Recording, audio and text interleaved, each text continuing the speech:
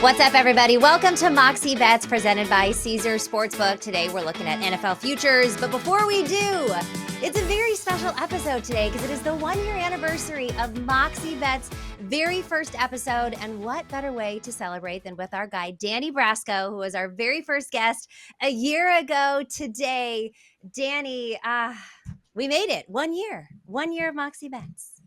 What a mark in the record books that we can put down and say that, we've completed a full calendar year of betting and talking about all the best bets in basketball, football, baseball, UFC. We've spanned the globe of sports, and let's do it again, Katie. Year 2 begins now. Let's do it again. Shout out to Omaha Productions for picking up my second year option. We're going to be back next year. This is technically still the first year, even though it's our 1 year anniversary. We are taking a little bit of a break in and around the 4th of July holiday, and then we'll be back for season 2. But to everyone who has been watching us, following us on social, thank you so much. It's been such a fun ride. And of course, thank you to Omaha Productions, ESPN, all of our producers, and everyone who works on the show. We love you, and we're so excited that we made it an entire year and to keep going into the next year. So let's go ahead and look at, Danny, one of those bets that we made on the very first episode. Yours fared a little bit better than mine. We were looking at this year's NBA championship. So a year in advance, the Warriors had just won. I said, let's run it back at plus 500. And that didn't work out for me. You had the Heat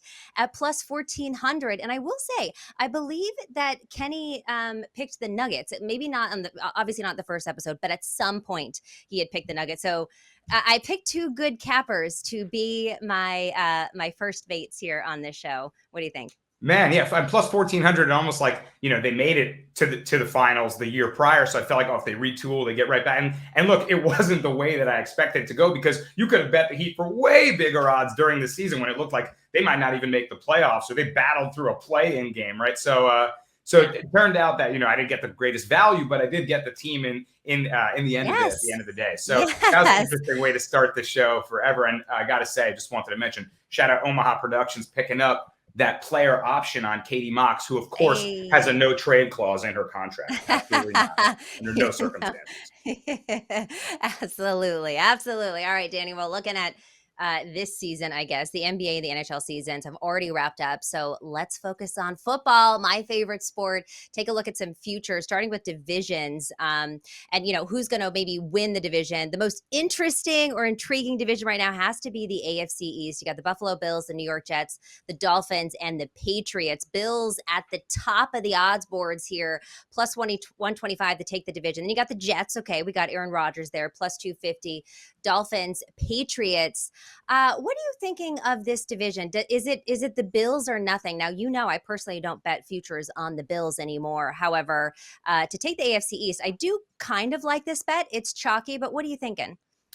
For whatever reason, for several reasons, I should say, I just don't really want to take the Bills as the favorite here. Yeah. And I feel like them being plus money is a little bit telling.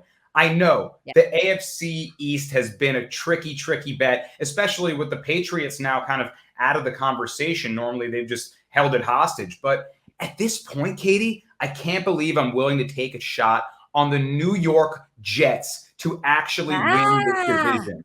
And it maybe seems fairly obvious and it's going to be popular with Aaron Rodgers there.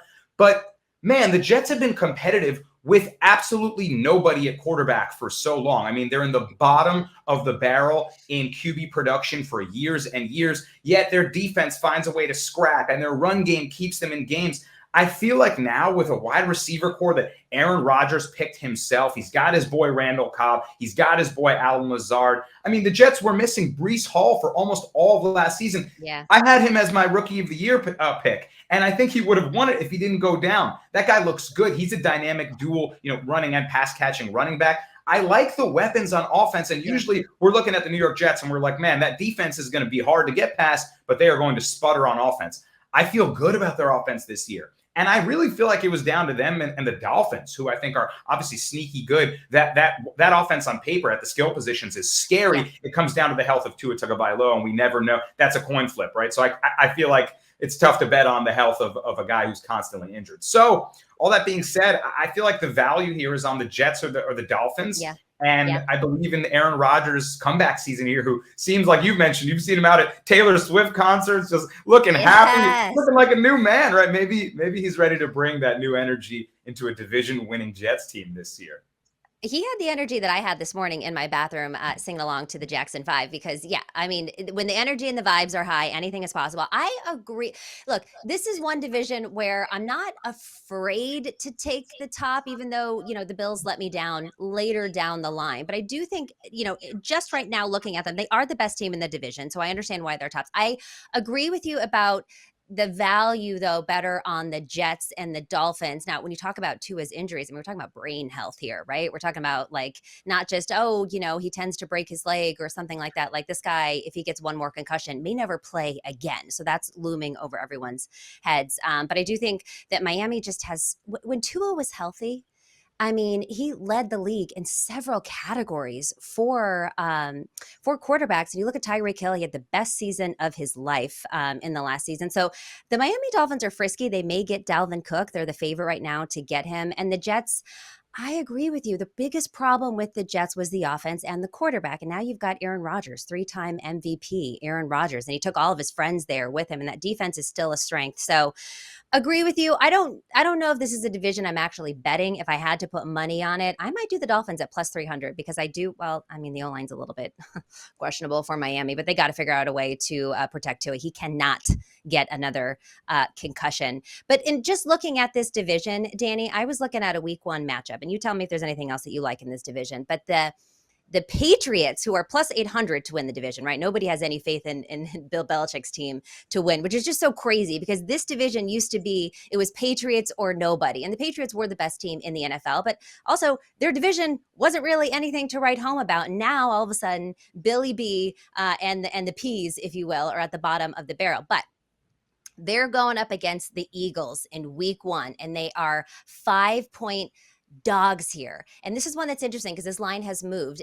Philly opened up as 3.5-point favorites. It's already moved to 5. Danny, this is Tom Brady's post-retirement homecoming at Gillette Stadium. Brady's return might as well be their season Super Bowl. So many eyeballs are going to be on them. You know that Billy B, and I know people think it's weird that I call Belichick that, but I like to call him Billy B.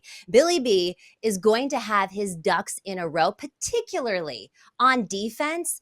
And I've said multiple times on this show and on different shows, the Eagles are due for a little bit of regression this year. They won a lot of games. You don't expect them to do that. There's going to be a little bit of a Super Bowl hangover. You always think that the team that loses is going to come back better than ever. We saw it with the 49ers, and look what happened in that 2020 season. I hope that doesn't happen to the Eagles.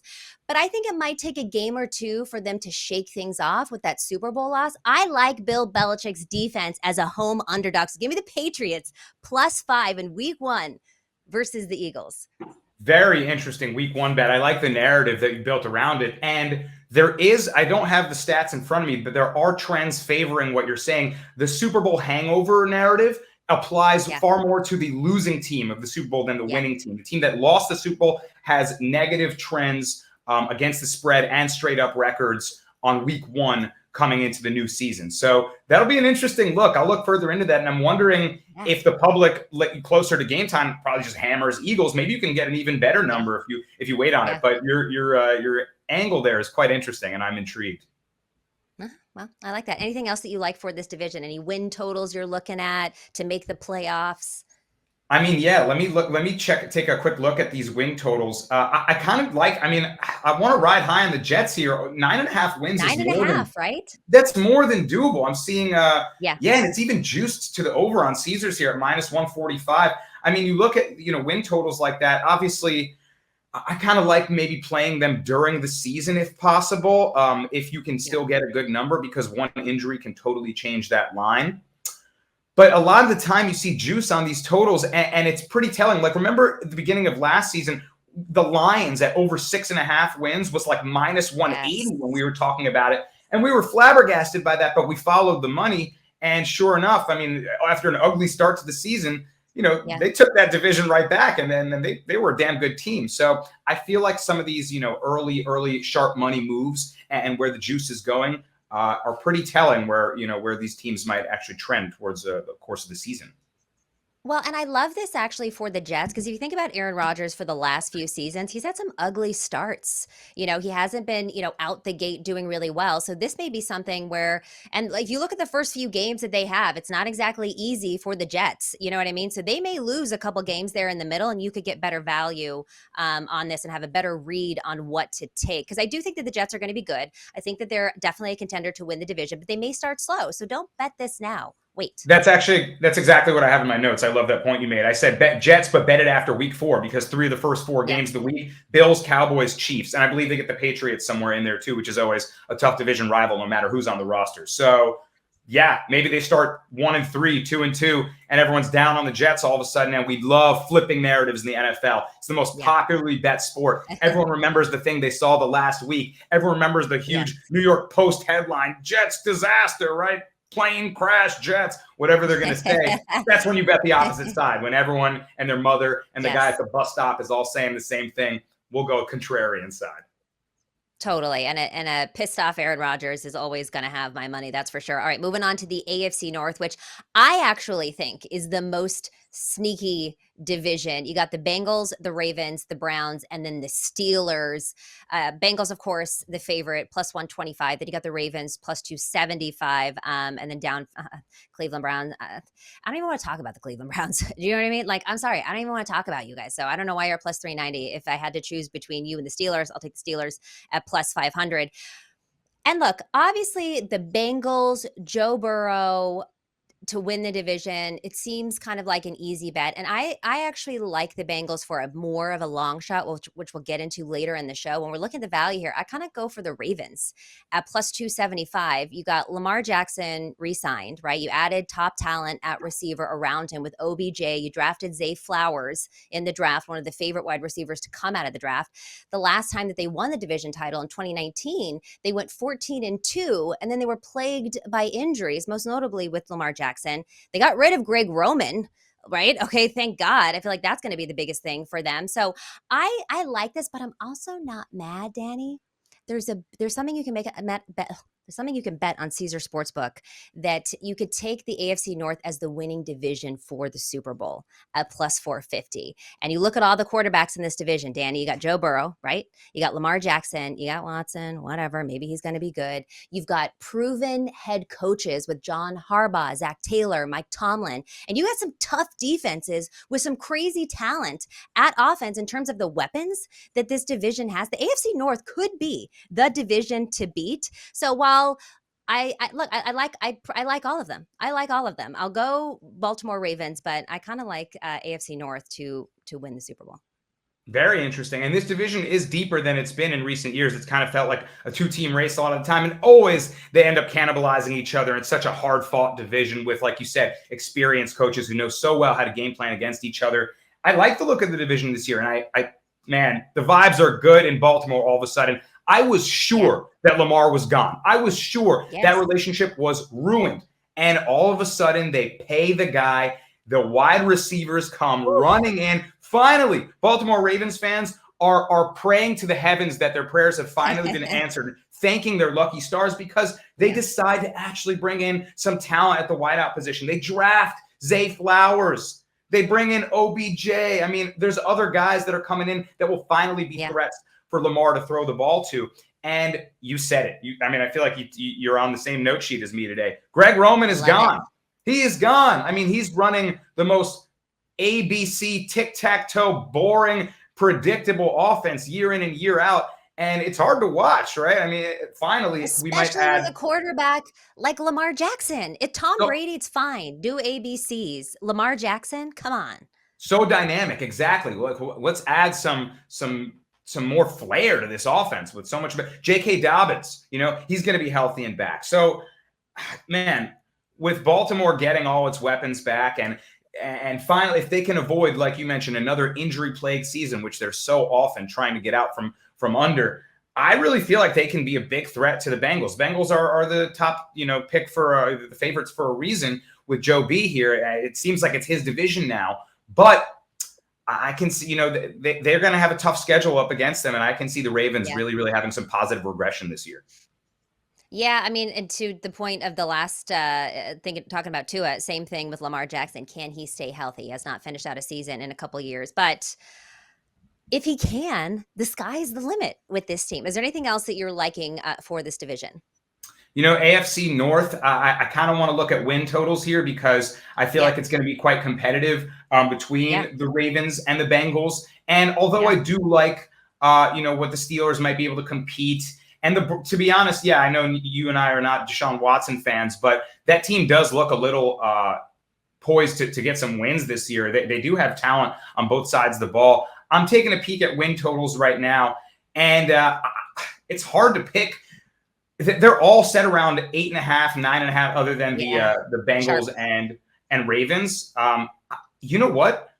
To me, the most appealing bet right now, because of how competitive the division is, top to bottom, is picking the Mhm. Bengals under 11.5 wins. 12 That's a wins in lot this of wins. division. You know what I mean? That's a lot of Yeah, wins. 12 wins in yeah, this hard fought division. yeah. It's going to be tough I to do. love that So, actually. yeah. I love that. I wouldn't have even thought to do that, but I love that. Totally riding with you on that one. Why should you bet with Caesars Sportsbook? 2 words, Caesars Rewards. Every bet brings you closer to the type of benefits only Caesars can offer. Hotel stays, VIP experiences, sports and concert tickets, and more. It's not just an app, it's an empire.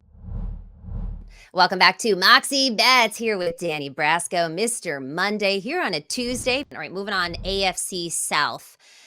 The Jags are at the top of the minus 170. You couldn't pay me to lay $1.70 on the Jacksonville Jaguars. I'll go ahead and say that. Then you got the Titans at plus 380, the Colts plus 550, and the Texans at plus 950. Am I crazy that the Texans at close to 10 to 1 is intriguing to me? I heard you guys on the Pick Six podcast talking about that, and I thought you guys were smoking something because I'm not. Look, I I understand the points that were did we made go? were all valid, but man, Yeah. I don't see C.J. Stroud and them Texans leading them to win the division this year. It's a bit soon.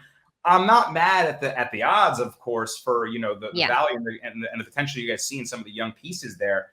However, look, it's not a bet that I'm necessarily going to make, but I think the favorites are at minus 170 for a reason in the Jacksonville Jaguars, Yeah. which, by the way, I hear so many people call them the Jaguars, like the word That's me. wire.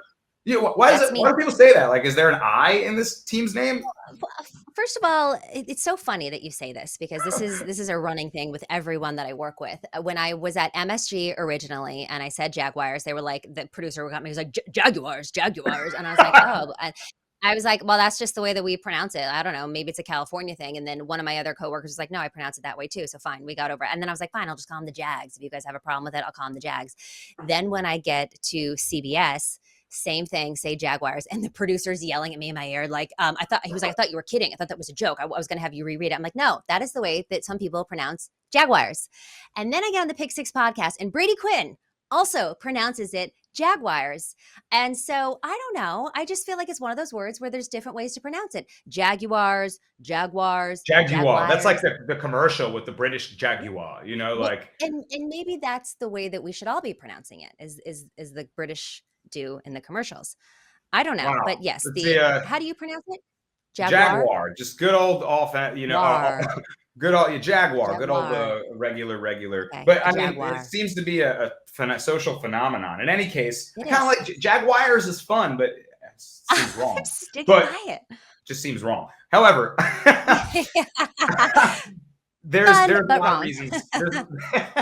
There's a lot of reasons to like this team to win the AFC South, and sharp Yeah. money's moving the lineup to minus 170. I believe they open around 145, and you wouldn't expect a lot of money to pile up on this Jaguars team, which fails to inspire confidence for you. But Doug Peterson made all the difference. I mean, once they booted Urban Meyer and brought him in, this guy changed the culture instantly, and they became a winning team. And I think that's going to carry into this season. That offense looks dynamic when it's clicking and when it's doing the things it's set up to do with Travis Etienne and those fast slashing receivers running these quick slant routes and really opening up the field with the spread offense. Like I really like a lot of the things I saw them do.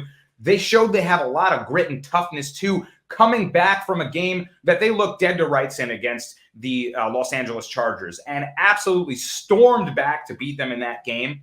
I'm impressed with the makeup of this team, and I feel like it's going to carry into this season. They're going to win this AFC South. So with a lot of other teams in this division looking like they're in transition, namely the Tennessee Titans, who are always really competitive and tough to beat behind Mike Vrabel, always has those boys ready. It just seems like there's not only, I don't want to say a lack of talent because there's a lot of good players on that roster, but just a transitioning team that's trying to refine who they are with, Tannehill and Henry. I don't want to say on the back nine, but looking like regressing a bit. The Colts finding out what Anthony Richardson's going to be like. A lot of good young pieces there. Same for the Texans. I just don't think anyone is as ready as the Jaguars for success this year. I hear you on that. I'm not going to lay $1.70 on them to do this, especially when I just feel like the division is really frisky right now. I mean, you hit the nail on the head when you talk about the Titans here. Vrabel's a dog, and you never want to bet against him. But at the same time, like, they're not tanking necessarily. Well, I was intrigued when they were in the D-Hop sweepstakes a little bit more, and I was like, oh, maybe this Tennessee Titans team isn't taking as long to rebuild as maybe we thought. And then, of course, he went to the Patriots. Seems like maybe he's leaning towards the Patriots. We don't really know. But the Colts and the Texans are so interesting to me. And maybe it's just because they've got new quarterbacks, but I look at these Texans, and they had the best draft. They traded up to go number 2 and number 3. You got D'Amico Ryans, who's a dog as well. This defense is going to be up to par. And then they've got some pieces on offense that are very interesting to me. But yeah, it's hard to bet on the unknown, of course, but that's why their odds are so high. When we talk about the Colts, I actually like Anthony Richardson for Offensive Rookie of the Year, currently at 9-1 odds.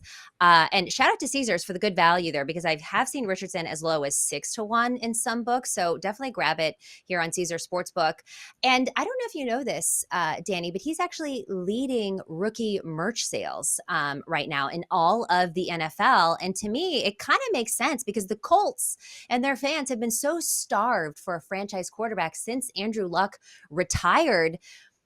The vibes are high. The vibes are high in Indianapolis, and they're just like, you know what? We finally have a quarterback. We're going to spend all this money, and it's going to be flooded with Richardson jerseys here. You look at someone like Richardson, and yes, he's probably still has to develop as a passer, but he's got that dual threat ability, and you mix that with a Shane Steichen-led offense, like I said, you are vibing very hard in Indy right now. I mean, we saw what Steichen was able to do with Jalen Hurts and how he was able to develop him with the Eagles. There's a huge upside to Richardson, and if these jersey sales are any indication or projection of just how good this guy is going to be, grabbing him at 9-1 for Offensive Rookie of the Year, I think is a good bet. Anything else that you're looking at in this division? No, I think I would be in lockstep with you. I have 2 picks for Offensive Rookie of the Year. One of them is in the NFC, which we'll get to when we cover that division. And one of them was the guy you just mentioned, Anthony Richardson. I think this sky's the limit for him. Shout out to our colleague, Kenny Betts Big. He put me onto him. Of course, I knew about the guy, but I didn't quite know about his talent level. And we were betting on a Florida Gators game last season in college. And Kenny was like, man, watch this guy, Anthony Richardson. He's going to break out. And holy smokes, did he have a monster game. And he's been on my radar ever since. And I really feel like with Steichen and developing behind that great coach, he can be put in a system to have early success and build that confidence and probably have himself a pretty special year. These running dual threat quarterbacks are the ones that have the best chance, I think, to win this award. The guys like Justin Fields and, the dynamic players that can create it even if it's not there. We could see a lot of that from Anthony Richardson. Are you surprised that he is leading the jersey sales for rookie merch? You know what? I'm not actually, because he's the home run play rookie. He's the guy that can sprint down the field 90 yards when it looks like he's about to get sacked in his own end zone. He can make that kind of play. He's going to get a lot of fans just from his style and his moxie. And there you go, 1 year anniversary. Had to hit the pun on the show here. I love it. And 2 points for Danny. And, I think that he's going to have some of those breakout plays during the year that's going to endear him to a lot of fans across the league, beyond just Indianapolis. Yeah, and those fans have just those fans have had a revolving door of veteran quarterbacks that didn't really do much. So I'm not surprised by that either. All right, looking at the AFC West, I mean, come on, Chiefs -160 to win. I don't even think we have to read anybody else's names here, but we do. You got the Chargers +325. You and I were both high on the Chargers last year, and we learned a serious lesson not to bet Chargers futures. And you got the Broncos +475. A lot of upside with the Broncos. You got Sean Payton, right? It's got to be better. It's got to be better with Sean Payton. You have to believe that Russell Wilson is going to be better in that offense. And then, of course, they beefed up the O-line. They got McGlinchey from the 49ers, paid him a boatload. Then you got the Vegas Raiders, Jimmy Garoppolo. Is he playing? We don't know. I mean, he's got something in his contract now that says he might be released if he's not able. They're at plus 1,500. Don't bet on the Raiders, people. There's no reason, even at minus 160, to take anyone but the Chiefs. Tell me I'm wrong. You're not. And I really, really toiled away with this for a long time. I'm pulling up the total win totals on my screen right now, trying to find, which teams I feel like will compete and maybe could look at to go over their win totals. But like, I tried my hardest, Katie, to not pick the Chiefs. And at the end of like a whole page of notes I have on this division, I picked the Chiefs because I don't care who's on their roster other than Patrick Mahomes and Andy Reid. And I don't want to say the same exact thing that every talking head on every popular, sports media show is going to say. Patrick Mahomes, right? There's a little more to it than just that. But is there, right? But is there more to that? But really, though? and I have to imagine, we looked at their roster last season. Tyreek Hill, what's going to happen?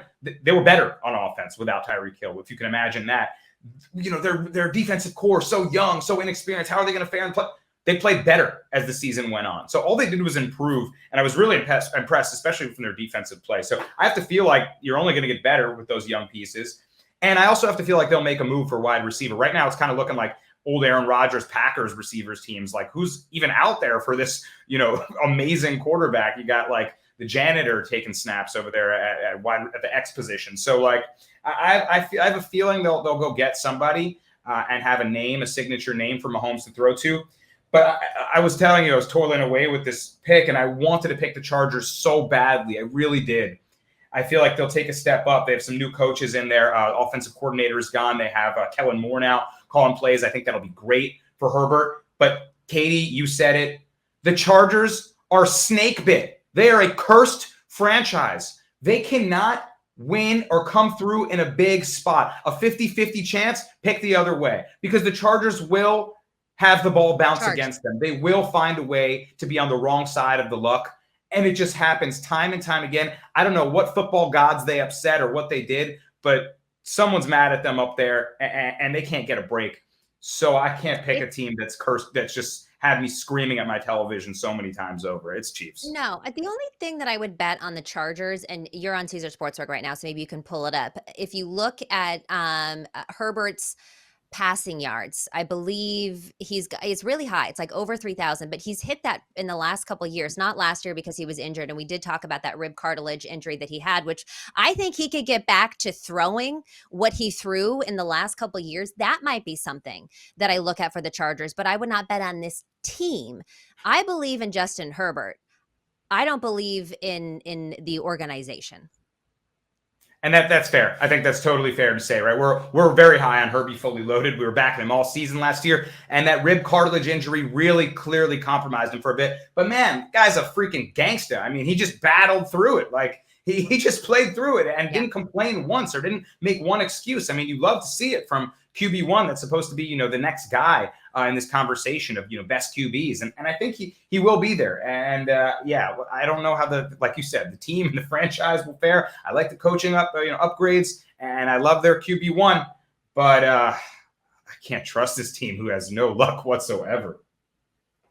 No luck whatsoever. And you talk about, the Kansas City Chiefs and Patrick Mahomes. I will say Omaha Productions and Netflix have teamed up together for a series called Quarterback, which is premiering on Netflix on July 12th. And you can follow Patrick Mahomes on his Super Bowl winning year, on the year that everyone thought, oh, the Chiefs, they don't have Cheetah anymore. Maybe not them. And they just proved everybody wrong. I am so excited about that. You got Patrick Mahomes. You got Kirk Cousins, who I would love to see his primetime struggles, because I believe that there is a Monday night game that he loses very early in the season. So I would like to see how he responds to that. And then you got Marcus Mariota. Less interesting on that one, but good to see, the three different tiers, I guess, of quarterbacks. But are you looking forward to the series?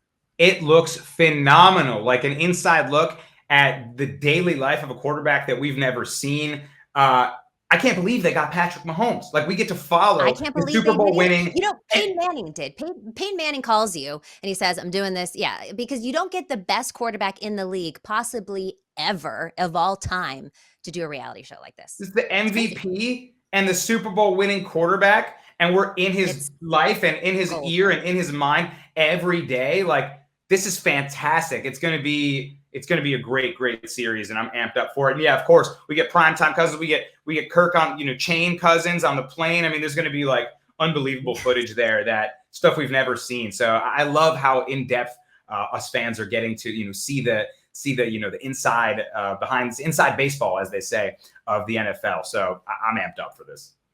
I'm amped up for it too, and I do feel like Hard Knocks has like lost its luster. We've seen training camp so many times, and they don't really get the best teams, right? Because there's so many different categories that you have to. If you can't be a playoff contender for the last 2 years, so we're not even looking at the best teams. We're looking at these teams that maybe nobody cares about going into the next season. We're looking at the training camp. We've seen the rookies. We've seen this. Like you said, we actually get to see a Super Bowl winning quarterback and an MVP in that year. So shout out to Omaha Productions. Quarterback will be on Netflix premiering on July 12th. You're going to want to check that out. Danny Brasco, thank you so much for joining us both a year ago and today, one whole year of Moxie Bets presented by Caesar Sportsbook. Don't forget to follow us on social and tweet us your questions. We may answer them on a show. We will see you next time. Bye.